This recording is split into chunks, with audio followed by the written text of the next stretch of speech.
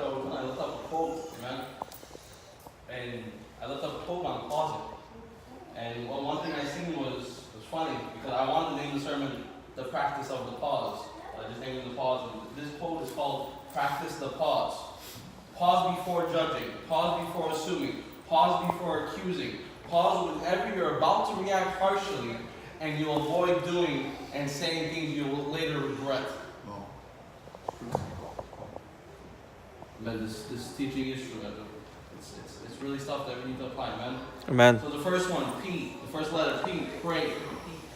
Philippians 4, chapter 4, verse 6 says, don't worry about anything and pray about everything. That's right. Amen? Pretty simple word there, everything, guys. You can't break it down. It just means everything. That's all it means. It just means everything. There's no scientist, no Hebrew. It just means everything. It means when the good, when the bad, when happy or sad. In season, also. In season, out of season. When you have a whole bunch of money, when you ain't got a dollar. Pray, pray, pray. But this pause moment, guys, came from what God showed me was when an argument. The whole pause is in an argument. Everyone needs to imagine. Arguing with your wife, arguing with your father, arguing with your brother, arguing with your sister. Everyone here in this place has argued before, amen? And in that moment, you need to take the pause. So, Christian, how am I going to pray while I'm arguing with my brother? How am I going to pray when I'm arguing with my wife? This makes no sense. How can you do it? Guess what, Christian? I don't have time to pray while I'm arguing. How am I going to do it? BSc University scientist, Gypsy named Serene Nugent. She studied you can have up to 200 thoughts in 1 second. Right. Wow. Okay, now we're grown, so we're crazy. Let's say we Half. have 20 thoughts. No, Yeah. 10%. We can only have 10% of what the Gypsy can do. It says we can think about 20 thoughts in 1 second. So you have 1 second to think about what God has done for you in your life before you react to that person, that the words you're about to say, right? Now I looked up another word, Angela. I don't know why I looked up the word pray. I really don't. I looked up the word pray in Hebrew, Angela. The word pray in Hebrew means to think. Wow. So we need to think before we reenact, amen? Always stop, always think. They looked it up, 200 thoughts in 1 second. It's on Google, look it up. And all we need to do is think one thought, what God has done for us, before we open our mouths. In the pause, amen? The pause, amen? The next letter, affection. This word is probably the biggest one out of all of them, is the affection. The next time you get in the pause moment, I want you to think of the affection you have for this person. Whether it's your husband, whether it's your wife, whether it's your pastor, whether it's just a leader, whether it's a brother, or whether it's a sister, or whether it's an old friend, or whether it's a new friend. Think about the effect that person had in your life. I've done things for my brothers that I affect, and my brothers have done things for me that I will never forget. Special moments, my dad, my father, my mother. Those things is the stuff that we lure off the fruits that person bears. When it comes down to it, if I just see you every once in a while, but I don't do nothing for you, or we have nothing in common, we're not going to like each other. But because I helped you before, and because you helped me before, is why we have affection for each other. You understand? That's what shows affection, is when you do something for someone. Amen? Amen. Someone else that showed a whole bunch of affection, his name is Jesus Christ. Amen? I'm going to start reading. In Daniel chapter 6, we're going to read the whole chapter, so we're going to start breaking it down.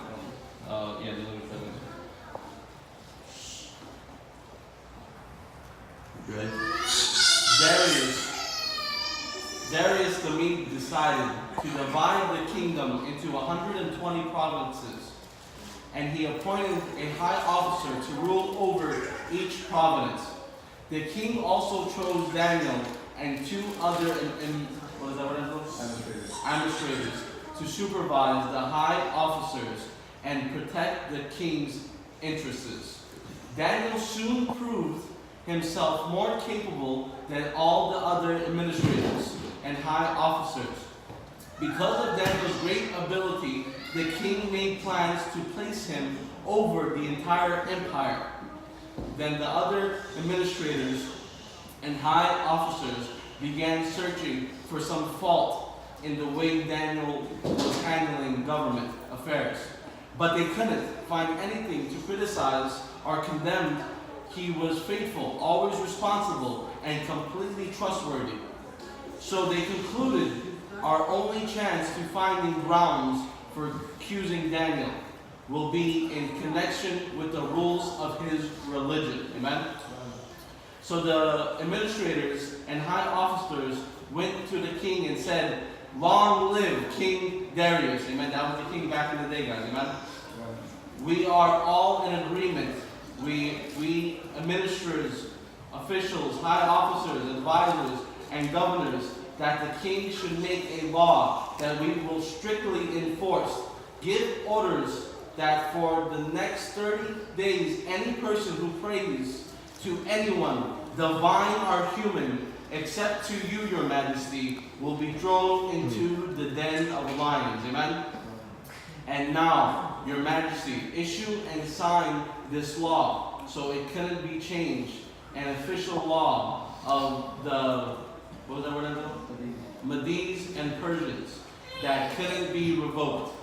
So King Darius signed the law. Amen? Amen. But when Daniel learned that the law had been signed, he went home and knelt down as usual in his upstairs room with its windows open toward Jerusalem. He prayed 3 times a day, just as he had always done, giving thanks to God. I want to stop there for 1 second. And it said that from the start of the reading, I'll be reading some more after this, so try to keep track. It said that King Darius appointed Daniel and 2 others. These people that are going against him is the others. Because they're the only one that could approach King Darius to make sense to him, to tell him a point. Amen? So these were people that was working together. These were people that did stuff together. Amen? Now to backtrack, 1 page before this, how Daniel became who he was, the writing on the wall. He explained the writing on the wall of King Darius. Now, this is the writing on the wall that God put on the wall, and no one didn't know what it meant. They had magic people come, no one could read the letters. Only Daniel could interpret it. And Daniel could have said, "Give Daniel all your money, King Darius, and put him king, or I will kill you." He could have said that, because no one could read it. But he respected King Darius, and he said that he was truthful. He said what the wall said truthfully, amen? And King Darius respected him. That's why King Darius put him in that spot, amen? Let's keep on reading, verse 11. Then the officials went together to Daniel's house and found him praying, asking for God's help. So they went straight to the king and reminded him about his law. "Did you sign a law that for the next 30 days, that any person who prays, divine or human, except you, your majesty, will be thrown into the den of lions?" "Yes," the king replied, "that decision stands. It is an official law of the Medes and Persians that couldn't be revoked." Then they told the king, "That man Daniel, one of the captives from Judah, is ignoring you and your law. He still prays to his God 3 times a day." Hearing this, the king was deeply troubled, and he tried to think of a way to save Daniel. He spent the rest of the day looking for a way to get Daniel out of this predicament. In the evening, the men went together to the king and said, "Your Majesty, you know that according to the law of the Medians and the Persians, no law that the king signs can be changed.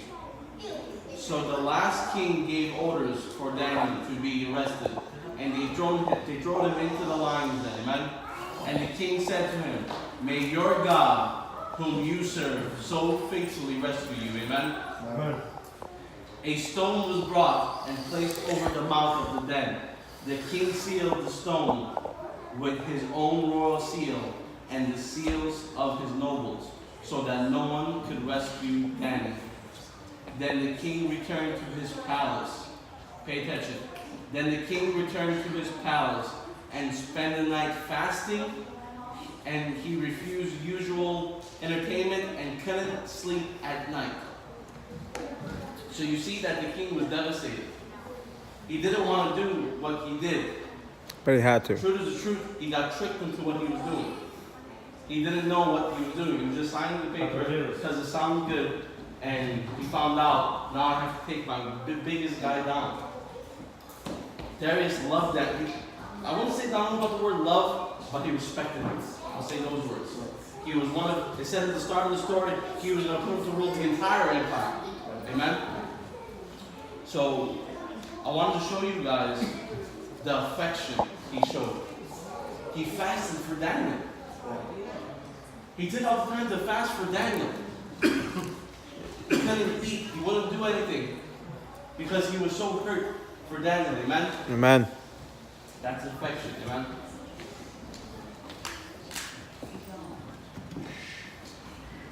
The next letter, U, stands for unity. Amen? There's two scriptures here I want to read to you guys. Philippians chapter 2, verse 2. Complete my joy. What a word, Angela. Complete my joy by being of the same mind, having the same love, and being in full accord in one mind. Amen. God is saying to you, you complete my joy if you're in one mind and if you're in unity. That's what God wants, amen? And then the verse, one of the most known scriptures, Psalms 133, verse 1. Behold, how good and pleasant is it when brothers dwell in unity, amen? Amen. The unity, guys, the unity changes the world. As Sean was saying, 12 men, there was in unity, amen? This unity is probably the most powerful thing you see in the Bible. Angelo, I remember sharing a sermon on unity, and it really changed my life because let me tell you what the enemy attacks. The enemy attacks unity. That's right. The enemy always wants to rip apart unity because he's afraid of it.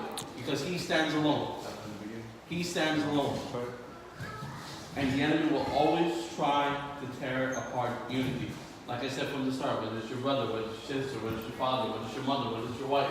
I don't know what it is, but he wants to destroy unity, amen? That's the word you, amen? The next letter, S, self-control. Galatians chapter 5, verse 22 to 23. But the fruits of the Spirit, everyone knows who the Spirit is, amen? Amen. But the fruits of the Spirit, which is Jesus, amen, is love, joy, peace, patience, kindness, goodness, faithfulness, gentleness, and the last is self-control. The self-control part, Angelo, is so important because it's something that you have to gain. You're not going to be born with it. I'm telling everybody in this room, you're not going to just be born with it. It's something that you need to work for. That's right. It's something that you have to start practicing. It's not, you're not going to be born when you say, boom, you got self-control. Maybe the goodness. Maybe you'll have the goodness. Maybe you'll have kindness. Maybe you'll have the gentleness. But you're not going to have self-control just in your blood. That's going to take practice. Just pray to God, and God put me to write these words down. I put this. If you're not going to gain self-control here on the earth, it don't come for free in heaven. It needs to be earned here in order to make it to heaven. Amen? Amen. That was S. Amen? And then I got the letter E. Emotion. You need to consider that you might not be on the same spiritual level of you and even, hold on, wait. You need to consider that the person might not be on the same spiritual level as you. And even when you're angry, you need to show love. That's right. So, let me say it like this. So if me and the pastor argue, let's say those words, me and the pastor has argument. I'm always with him, we're always together, everyone knows. And if me and him argue, I can think to myself, well, he's the godly one, so he should give me the slack. Well, he's the godly one, so let me make the mistake and he'll forgive me. Well, he's the good one, so let me slide. In that emotion, they don't show nothing. That don't show the right. In that emotion, you need to show love. Amen? Amen. The emotion of anger will never show love. Amen? It will never show love. Anger is never going to show love. Yeah, well, it's a tough love. No. Anger is not going to show love. Amen? I want to read to you guys a quick story in the book of John. Amen? John chapter 18, verse 10. Then Simon Peter, who had a sword, drew it and struck the high priest's servant, cutting his right ear off. So Peter served Jesus for 3.5 years. Jesus tells him, love, love, love, love, love.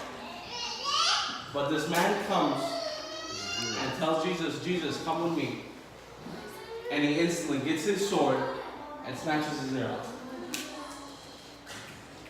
I have a question to ask you guys. Do you guys think Peter paused in that moment? No. There was no pause. He just reacted to the anger of it.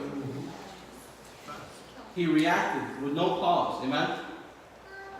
By him doing that, by him cutting this man's ear off, he totally forgot what God did. Jesus comes 3.5 years. We need to save them.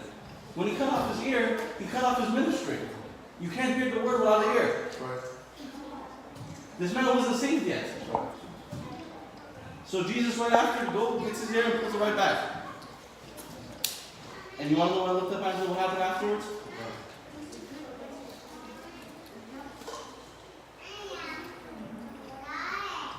He made that mistake. And after that mistake, Angelo, he became distant from Jesus not too long after. And I'm here to tell you this today. If we don't pause, we will cause distance from the Lord of Lords. Come on. Good message. Like that. Without the pause, the distance will come. The same way Peter didn't pause, it's the same way. If we don't pause, the distance will immediately take effect right afterwards. Without the prayer, without the affection, without the unity, without self-control, without the emotion, the pause will not take effect. And you will get distant from the Lord of Lords. Amen? Amen. I'll be closing very soon, guys. I'm going to do this reading and then I'm going to be closing. Amen? And we'll follow me. I'm going from Daniel chapter 6, verse 19 through 28. Guys, can we give God glory, guys? Thank you, Jesus. 6, 19 to 28. I know it's not really exciting preaching, guys, but it's just the teaching that God wanted us to hear. Very good. Okay, verse 19. Hey, Mama, you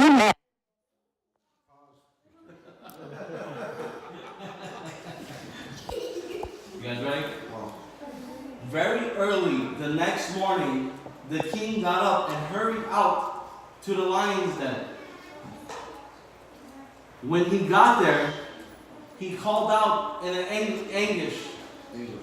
anguish, Daniel, servant of the most of the living God, was your God whom you serve so faithfully able to rescue you from the lions? I'm going to read that one more time. Daniel, servant of the most living God, was your God whom you serve faithfully able to rescue you from the lions. This is the pause now. This is the pause. The man that just threw him in the lion's den Rushed. is at the door. Mosquitoes, Daniel, was your God able to save you? So now, if I'm in the den and I'm alive, and I don't pause, I try to kill this man. I curse him back. I make fun of him. Ha ha, my God is real, your God is fake. But you want to know what Daniel did? He paused. He prayed. He had affection. He remembered the affection he did. He remembered the unity they had together, what they was doing together. He remembered the self-control. He didn't just jump on it. He knew he got tricked. And he remembered he loved him. He remembered the emotion. He paused. Amen? And Daniel answered, long live the king. My God sent his angels to shut the lions' mouths, so that they would not hurt me, for I have been found innocent in his sight. Amen. I have not wronged you, your majesty. Thank you, Lord. See, I love that word. I have not wronged you. I have not wronged you, your majesty. Without the pause, he could have wronged him. Without that last part, without that last pause, he could have done the wrong. He could have done everything right. But he said, I didn't wrong you. I stopped. I prayed. I showed the affection. I showed the unity. I showed the self-control. And I remembered the emotion of how much I love you.